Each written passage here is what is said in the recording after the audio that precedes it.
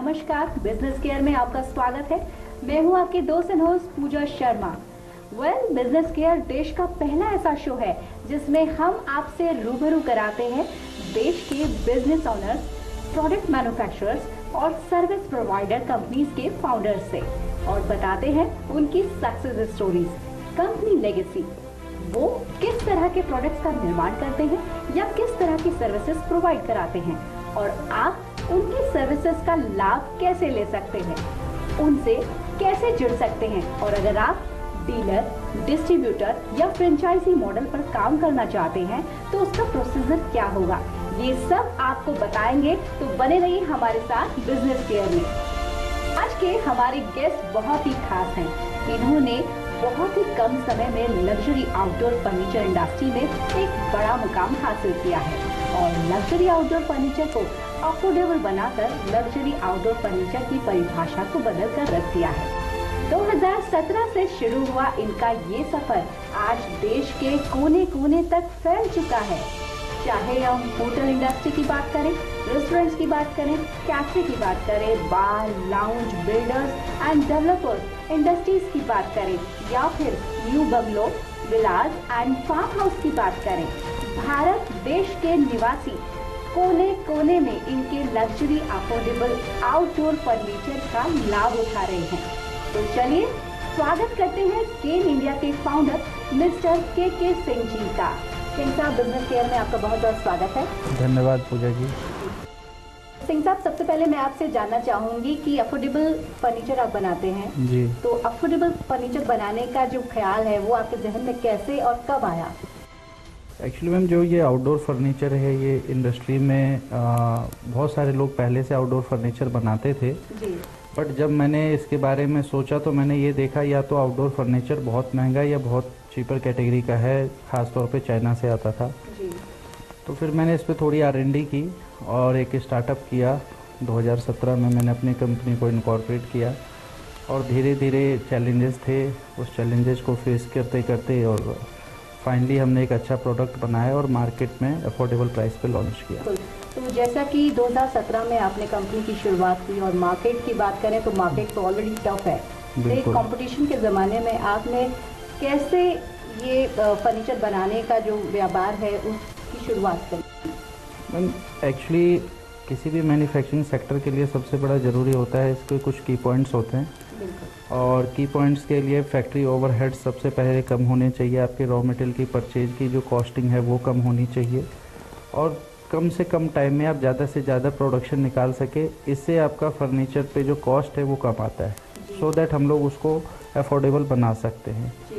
मैंने सबसे पहले रॉ मटेरियल पे रिसर्च करी और रॉ मटेरियल में कोई आपसे बात करूँ तो इंडिया के अंदर सबसे सुपर क्वालिटी का रॉ मटेरियल मैं यूज़ करता हूँ और उस पर भी रिसर्च हमने की। 5-6 महीने लगे, काफ़ी सारी R&Ds हुई। उसके बाद जा कर के वो फाइनली हमने अपने रॉ मटेरियल को शॉर्ट लिस्टेड किया, वीवर्स को शॉर्ट लिस्टेड किया, एरियाज़ को शॉर्ट लिस्टेड किया। उसके बाद जा कर के हमने कंपनी को स्टार्ट किया जी। तो जैसे 2017 से आपने कंपनी शुरू करी और आप आज इस मुकाम पर हैं, तो क्या ड्रीम्स थे उस वक्त और अब कैसा महसूस करते हैं, खुद को कहाँ पाते हैं आप? एक्चुअली मैं इस लाइन में कोई ड्रीम लेके नहीं आया था। मुझे इस लाइन में सबसे एक अच्छी चीज़ ये लगती है कि ये एक डिज़ाइनर प्रोडक्ट है, तो इसमें डे टू डे क्या होता है, नए क्लाइंट हमारे पास आते हैं या हम क्लाइंटों को अप्रोच करते हैं। हर क्लाइंट का अपना एक डिज़ाइन है, क्रिएटिविटी है, प्लेस है और हम लोग उनके टेस्ट के हिसाब से फर्नीचर बनाते हैं। सो दैट क्या है कि हर रोज़ एक नया एडवेंचर है जिससे अपने आप में एक एनर्जी फील होती है मुझे और मैं एनर्जेटिक रहता हूँ उसके। बिल्कुल बिल्कुल। तो लग्जरी आउटडोर फर्नीचर आप बनाते हैं, तो किस किस तरह के फर्नीचर्स का आप निर्माण करते हैं? क्या प्रोडक्शन किस तरह के फर्नीचर्स? देखिए, इसमें काफ़ी कैटेगरीज हैं। लाइक जैसे वीकर फर्नीचर होता है, वुडन फर्नीचर होता है, आउटडोर टीक फर्नीचर कहते हैं, strap bread and rope furniture होता है, सेक्शनल मेटल फर्नीचर्स होते हैं। तो हम लोग ये सारा कुछ ही इन हाउस बनाते हैं, हमारा कुछ भी आउटसोर्स नहीं है। और फर्नीचर की कैटेगरीज में कॉम्बिनेशंस भी होते हैं। लाइक इंडियन मार्केट के अंदर जितने भी आउटडोर फर्नीचर बनाते हैं, मेरे पास जितनी रेंज है उतनी रेंज किसी के पास नहीं है। और जिस प्राइस में यानी मैं जनरली प्रोजेक्ट्स करता हूँ तो मेरे को कॉस्टिंग जो हम लोगों ने वर्कआउट कर रखी है प्रोडक्ट पे, और हम लोगों ने यहाँ तक अपनी महारत हासिल कर रखी कि आप गूगल से भी कोई पिक्चर निकाल के देंगे, so that we will make for you. तो सिंह साहब, जिस तरह से होटल इंडस्ट्रीज, कैफे, रेस्टोरेंट्स के लिए फर्नीचर बनाते हैं, तो कौन कौन से ऐसे ब्रांड्स हैं जो जिनके साथ आप काम कर चुके हैं और क्या उनके रिव्यूज़ हैं? क्योंकि आप सर्विस सेक्टर में काम करते हैं, तो किस तरह की सेटिस्फेक्शन कैसे दे पाते हैं आप? वो कुछ डिटेल्स हमारे दर्शकों को बताइए। मैम, एक्चुअली हम लोग ज़्यादातर हॉस्पिटैलिटी इंडस्ट्री को टारगेट करते हैं, हमारी जो टारगेट ऑडियंस है। उसके बाद जैसे आर्किटेक्ट्स हैं, इंटीरियर डिज़ाइनर्स हैं और बिल्डर्स हैं, डेवलपर्स हैं। हमारे क्लाइंटेल की लिस्ट में अगर आप बात करें, जैसे आईटीसी होटल है, ताज है, लेज़र होटल है, महिंद्रा हॉलीडेज़ है, हयात रेजेंसी है, बहुत सारे हैं, many mores 5 star properties like Radisson Blu, Lemon Tree. हमने काफ़ी प्रोजेक्ट्स किए हैं पिछले 8 सालों में और हमने लास्ट 8 साल में हमने करीबन 13-14 बार जो है एक्सपोर्ट भी किया है। और जैसे आप बात करें New York, Germany, California, Dubai, Qatar, Saudi Arabia, इन सब जगह हमने जो है एक्सपोर्ट किया है। जहाँ तक बात रहे कि सेटिस्फेक्शन की, तो प्रोडक्ट हम लोगों का 5 ईयर वारंटी के साथ आता है। तो जो भी पैरामीटर्स होते हैं, वारंटी कंडीशंस होती हैं, तो जब क्लाइंट हमसे अपनी रिक्वायरमेंट शेयर करता है तो हम उस समय रॉ मटेरियल ही ऐसा सिलेक्ट करवाते हैं ताकि क्लाइंट को इन फ्यूचर कभी आउटडोर फर्नीचर में इशू ना है जी। क्योंकि आप समझ रहे हैं कि आउटडोर फर्नीचर, एक जो फर्नीचर है वो आउटडोर स्पेस में रखा हुआ है और वो सभी वेदर में पड़ा रहेगा, तो वो उस लेवल का होना चाहिए ताकि वो हर वेदर को झेल सके। आजकल चैलेंजेस क्या है मार्केट के अंदर में कि बहुत सारे लोग जो है आउटडोर फर्नीचर करते हैं बट उनको एक बेसिक आइडिया नहीं है जी। लाइक उनको अगर एक चेयर की सिटिंग हाइट पूछ ली जाए, डेप्थ, नॉर्मल आर्म हाइट पूछ ली जाए, वो नहीं बता पाएंगे। तो प्रोडक्ट पे कमांड नहीं है, कोई वीवर है, कोई कुछ है, अपना जैसे भी जिन्होंने भी काम किया हुआ है।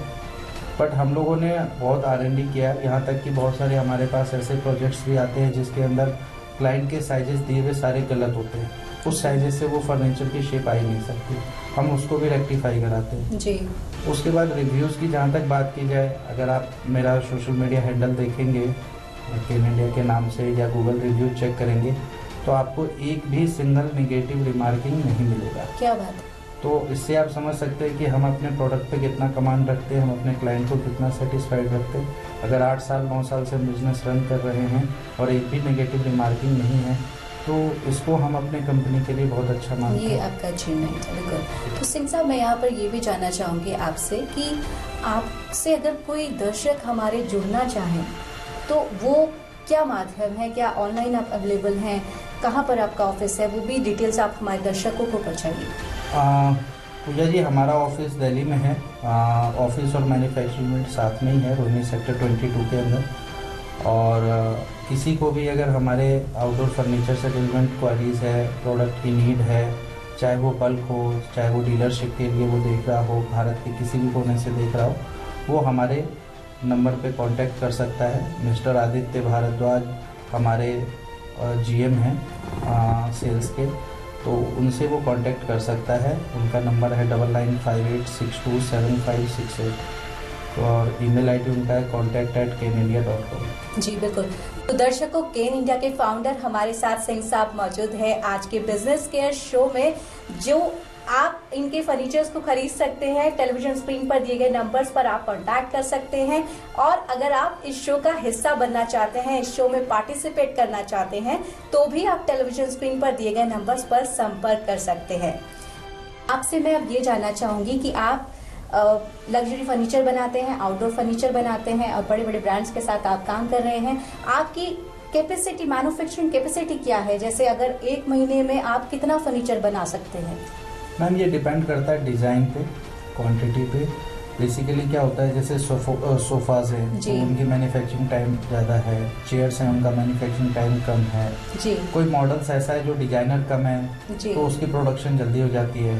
बट एक ओवरऑल मैं आइडिया देना चाहूँ तो हम लोग मंथली 1000 पीसेस के आसपास हमारी प्रोडक्शन कैपेसिटी है जिसको हम अपने यूनिट के अंदर मैन्युफैक्चरिंग कर सकते हैं जी। अगर बात करें आपकी जो जितने भी आप फर्नीचर बनाते हैं, क्या उनकी कोई वारंटी, कितनी वारंटी आप देते हैं? हाँ मैम, हमारे सारे प्रोडक्ट पे 5 ईयर का वारंटी आता है ठीक है, against manufacturing defect like colour fading है, ऑटोमेटिकली ब्रेकेज है, लॉस ऑफ स्ट्रेंथ है, then all the things will cover under warranty. एक क्वेश्चन मेरे जहन में आ रहा है, जैसे आउटडोर और लग्जरी फर्नीचर की बात कर रहे हैं और आप इसमें डील करते हैं, तो आउटडोर फर्नीचर जो होता है वो as compare to indoor furniture का रखरखाव भी उनका ज्यादा होता है, तो ऐसा नहीं है, सॉरी मैं इंटरप्ट कर रहा हूँ, बट रखरखाव ज़्यादा नहीं है, क्योंकि आउटडोर फर्नीचर एक्चुअली अगर आपने देखा होगा तो बहुत पहले ना बैम्बू फर्नीचर चलता था जिसको बेत कहते थे।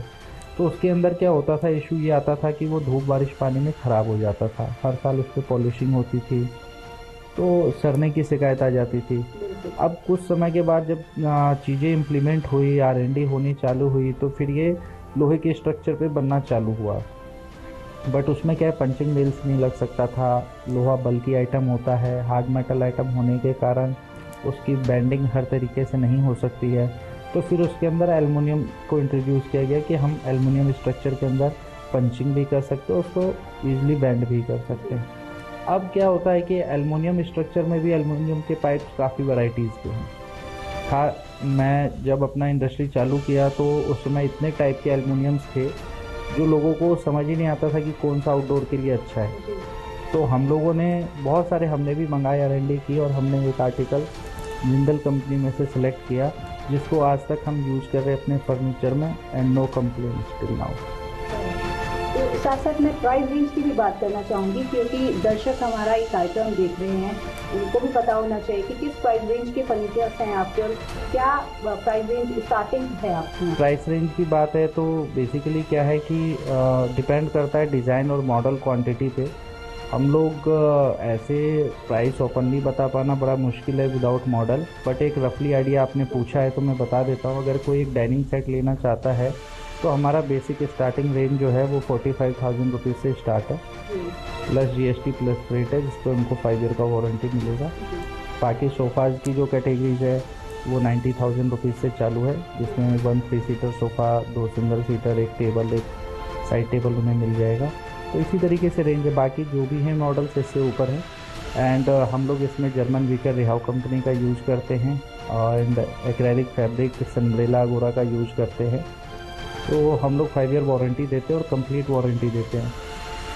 आपसे ये कहना चाहूँगी कि आने वाली जनरेशन के लिए क्या मार्गदर्शन देना चाहेंगी, अगर जो बच्चे आज इंटीरियर इंडस्ट्री में आना चाहते हैं, कदम रखना चाहते हैं, या फर्नीचर इंडस्ट्री में अपना मुकाम हासिल करना चाहते हैं, उनके लिए आप क्या संदेश देना चाहेंगे? मैम, मेरा एक ही संदेश रहेगा सभी यंगस्टर के लिए, भाइयों के लिए, कि जो भी काम करो पहले उसमें पूरी R&D करो, उस प्रोडक्ट पे कमांड बनाओ, ठीक है ना, और सही टारगेट ऑडियंस को चूज करो, सो दैट आपके सफल होने के चांसेस ज़्यादा हो जाएंगे। आप अननेसेसरी फोर्स यूज करोगे किसी जगह पे तो आप सफल नहीं हो पाओगे। तो विदाउट R&D कोई प्रोडक्ट में मत घुसे, कोई सा व्यापार मत कीजिए। तो सिंह साहब, साथ में मैं आपसे ये भी जानना चाहूँगी कि आपकी कंपनी की बड़ी कंपनी है, देश में आप इतना बड़ा व्यापार कर रहे हैं और आपकी ऑफिस भी अलग अलग जगह है। अगर कोई अलग सिटी से आपसे संपर्क करना चाहे या ऑनलाइन आपसे जुड़ना चाहे तो वो क्या प्रोसेस है और उनकी सेफ्टी का कैसे आप ख्याल रखते हैं? मैम देखिए, जैसे हम लोग डीलरशिप नेटवर्क क्रिएट करते हैं, हमारे इंडिया में काफ़ी जगह डीलर्स हैं भी, और कोई डीलरशिप के लिए हमें अप्रोच करना चाहे तो वो अप्रोच कर भी सकता है। बेसिकली मैंने जैसे पहले भी नंबर बताया कि 9958627568 पे कांटेक्ट कर सकता है मिस्टर आदित्य भारद्वाज को। और हम लोगों का ऐसा है कि हम लोग विदाउट एग्रीमेंट किसी को डीलरशिप नहीं देते हैं, तो उसके लिए एक मिनिमम स्पेस रिक्वायर्ड होना चाहिए, मिनिमम इन्वेस्टमेंट है हमारी उसमें, ठीक है ना। फिर जिस एरिया से वो डीलरशिप लेना चाह रहे हैं, पहले हमें ये देखना है कि उस एरिया में हमारा कोई डीलर नहीं होना चाहिए। अगर नहीं है तो फिर हमारे और भी कुछ क्राइटेरिया हैं जिसको अगर वो फुलफ़िल करता है तो हम लोग उनको डीलरशिप दे सकते हैं। आउटडोर फर्नीचर का डीलरशिप अभी कोई भी इंटरेस्टेड हो तो एज अ मैन्युफैक्चरिंग यूनिट उसको डीलरशिप लेने में ज़्यादा मेहनत करेगा। तो सिंह साहब, हमें बेहद खुशी है आप बिजनेस केयर के इस प्रोग्राम में आए, आपने इतनी महत्वपूर्ण जानकारियां हमारे दर्शकों को हमें दी, केन इंडिया के बारे में बताया, अपनी फर्नीचर इंडस्ट्री की ग्रोथ और उसके बारे में हमें विस्तार से समझाया, उसके लिए आपका बहुत बहुत धन्यवाद।